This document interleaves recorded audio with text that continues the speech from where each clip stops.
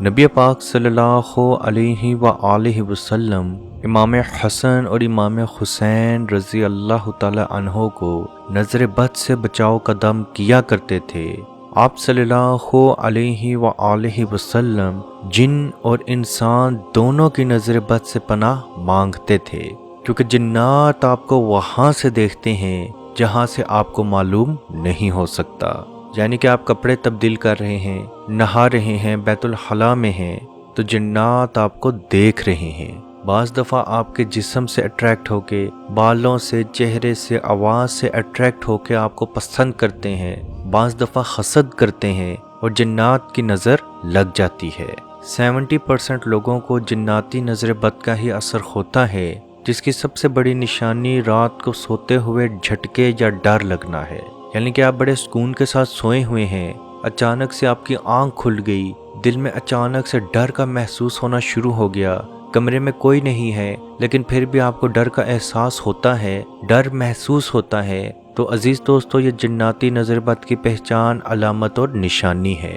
وہ عامل جو جادو، جنات یا نظر بد کا علاج کرتے ہیں، ان کا کہنا ہے کہ جب بھی کسی انسان کے اوپر نظر بد لگتی ہے تو سب سے پہلے اس کا اثر اس کے بالوں پہ نظر آتا ہے، یعنی کہ اس کے بال اچانک سے اور تیزی سے جھڑنا، گرنا شروع ہو جاتے ہیں، چہرے کی رونق ختم ہو جاتی ہے، چہرہ خراب ہونا شروع ہوتا ہے، چہرہ کمزور ہونا، پیلا ہونا، دانے نکلنا، عجیب سا خراب ہونا شروع ہو جاتا ہے۔ ڈرموٹالوجسٹ کے پاس جاتے ہیں، مہنگی کریمیں، مہنگی میڈیسن، مہنگے شیمپو، مہنگے آئل استعمال کرتے ہیں، لیکن کوئی بھی فرق نظر نہیں آتا۔ تو عزیز دوستو آپ یہ عمل ضرور کریں، انشاءاللہ آپ ہمیں دعاؤں میں یاد رکھیں گے، اور یہ عمل آپ خاص ایام میں بھی کر سکتے ہیں، اور یہ عمل بچے، بڑے، چھوٹے بڑے ہر عمر کے افراد کر سکتے ہیں۔ کوشش کریں کہ یہ عمل آپ 41 ڈیز 41 دن تک روز کریں۔ عمل کچھ یوں ہے کہ آپ نے عرق گلاب لینا ہے، روز واٹر لینا ہے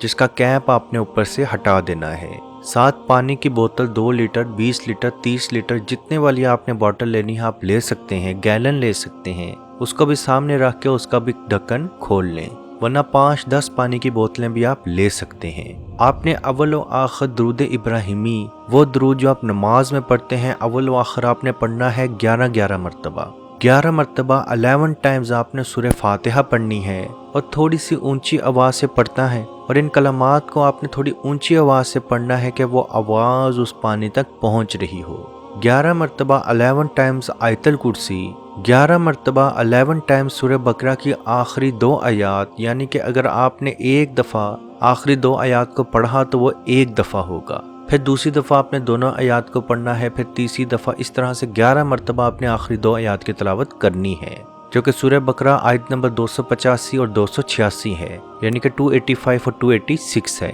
11 مرتبہ سورہ اخلاص، سورہ فلق، سورہ ناس، اور 11 مرتبہ اعوذ بکلمات اللہ التامہ من کل شیطان وہامہ ومن کل عین لامہ، 11 مرتبہ اسأل اللہ العظیم رب العرش العظیم ان یشفیک، اور 11 مرتبہ اللہم انی اعوذ بک من البرص والجنون والجذام ومن سیئ الاسقام۔ عزیز دوستو آخر میں پھر سے آپ نے درود شریف، درود ابراہیمی پڑھ لینا ہے، ان پانی کے اوپر اس عرق گلاب پہ آپ نے دم کر لینا ہے، اس پانی کو آپ نے پینا ہے، جیسے جیسے آپ کو پیشاب آئے گا آپ کی نظر بد ختم ہوتی جائے گی، نظر بد کی وجہ سے آپ کی جو جسمانی بیماریاں، پریشانیاں ہو رہی تھیں ختم ہوگی۔ اس عرق گلاب کو آپ نے فریج کے اندر رکھنا ہے، اور صبح اٹھتے ساتھ یا رات سونے سے پہلے کسی ٹائم بھی آپ نے روئی لی، کاٹن لی، اگر کاٹن نہیں ہے آپ کے پاس تو ہاتھوں کے اوپر وہ تھوڑا سا عرق گلاب لگائیں، اپنے چہرے کے اوپر وہ مساج کریں،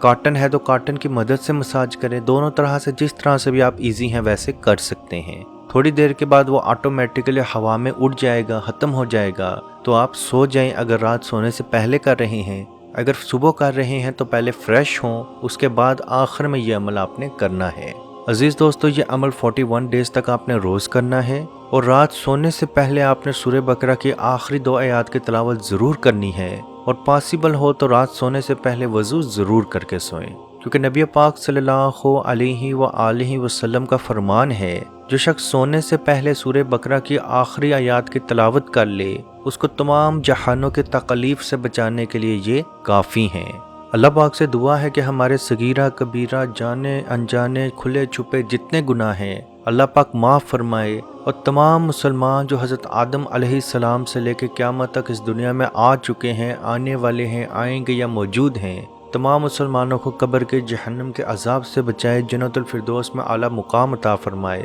میرے وہ بہن بھائی جو دعاؤں کے لیے اپنا نام لکھ کے کمنٹ میں کہتے ہیں اے اللہ ان کی تمام جائز دعاؤں کو قبول فرما لے، ان کی پریشانیوں کو ان سے دور فرما، اور تمام مسلمان بھائی بہن جو بیمار ہیں، نظر بد، جادو، جنات، عصبی اثرات میں مبتلا ہیں، اللہ پاک انہیں شفا عطا فرمائے۔ جو قرض کے بوجھ تلے مبتلا ہیں، اللہ پاک انہیں غیب سے مدد عطا فرمائے۔ جو اولاد کے خواہش مند ہیں، بیٹے بیٹی کے خواہش مند ہیں، اللہ پاک ان کی اولاد کی نعمت عطا فرمائے، ان کو بیٹے یا بیٹی کی نعمت عطا فرمائے۔ جو ازواجی زندگی کے بعد لڑائی جھگڑوں میں مبتلا ہیں، اللہ پاک ان میں پیار و محبت عطا فرمائے۔ جو ازواجی زندگی کے خواہش مند ہیں، اللہ پاک انہیں خوبصورت اور بہترین ازواجی زندگی عطا فرمائے، اور فلسطین شام کے مسلمانوں کو اپنے خصوصی رحم میں رکھے، ان کی حفاظت فرمائے۔ کشمیر کے، پاکستان کے، دنیا میں جہاں بھی مسلمان موجود ہیں امن و ایمان میں رکھے، اور کشمیر کے بھائیوں کو آزادی کی نعمت عطا فرمائے۔ آمین۔ اللہ حافظ۔ اعوذ باللہ من الشیطان الرجیم،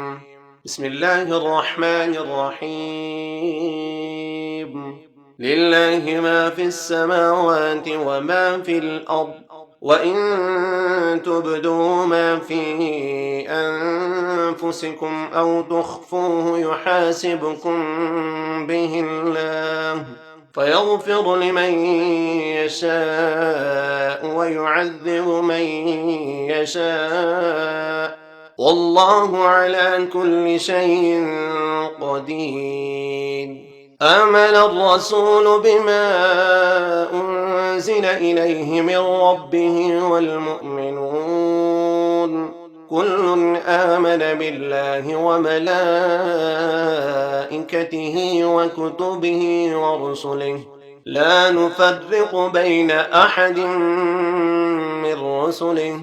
وقالوا سمعنا وأطعنا غفرانك ربنا وإليك المصير۔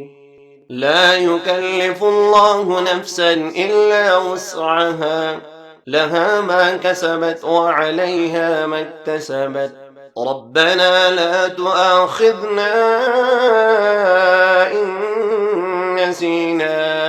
أو أخطأنا، ربنا ولا تحمل علينا إصرا كما حملته على الذين من قبلنا، ربنا ولا تحملنا ما لا طاقة لنا به، واعف عنا واغفر لنا وارحمنا، أنت مولانا فانصرنا على القوم الكافرين۔ بسم الله الرحمن الرحيم، أفحسبتم أنما خلقناكم عبثا وأنكم إلينا لا ترجعون، فتعالى الله الملك الحق، لا إله إلا هو رب العرش الكريم، ومن يدع مع الله إلها آخر لا برهان له به فإنما حسابه عند ربه، إنه لا يفلح الكافرون، وقل رب اغفر وارحم وأنت خير الراحمين۔ مت پوچھئے کہ کیا ہے سرکار کی گلی میں، مت پوچھئے کہ کیا ہے